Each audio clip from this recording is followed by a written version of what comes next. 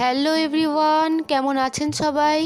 আমি দীপান্বিতা আমার আরও একটি নতুন ভিডিওতে আপনাদের সবাইকে স্বাগত জানাচ্ছি।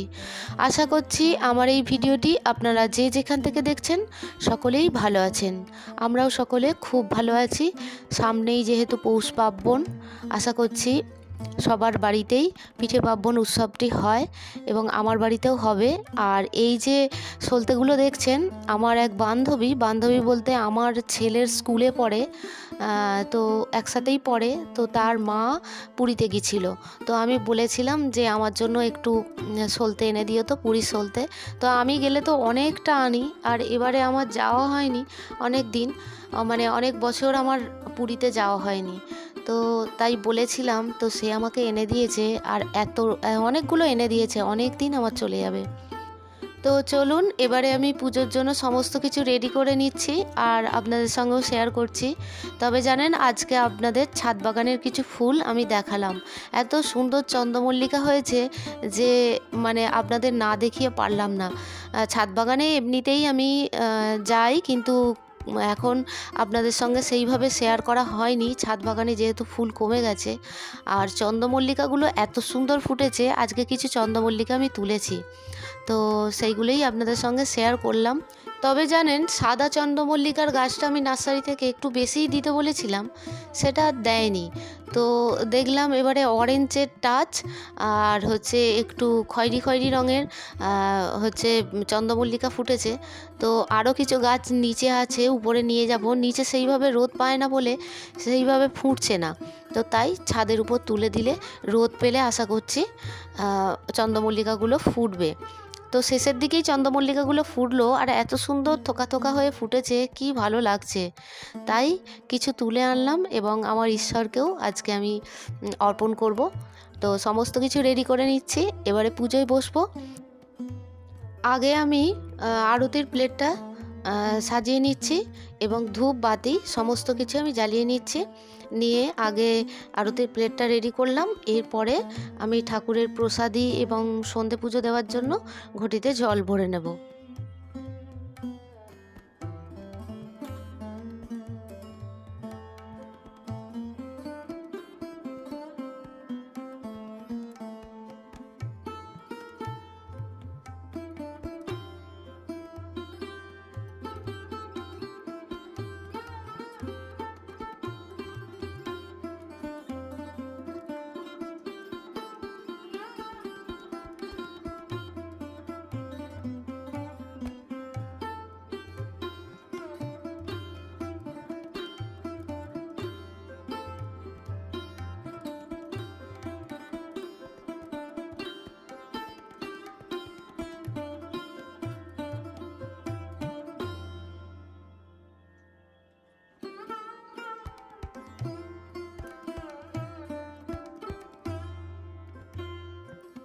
তো চলুন এবারে আমি পুজোয় বসে পড়েছি এবং পুজোটাও করতে থাকি, আপনারাও দেখতে থাকুন।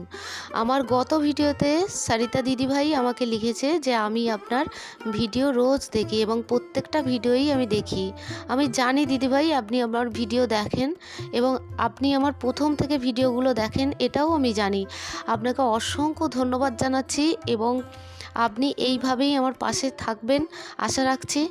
আর এইভাবেই আমার ভিডিওগুলো দেখবেন এবং আমাকে মিষ্টি মিষ্টি কমেন্ট করবেন, যাতে আমি নেক্সট ভিডিও বানাতে অনেক অনেক অনেক মোটিভেট হই।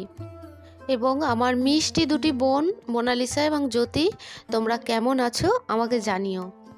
তো আমি গণপতি বাপ্পাকে আমি ফুল দিলাম এবং আমার হনুমানজিকেও তুলসী পাতা এবং ফুল দিলাম।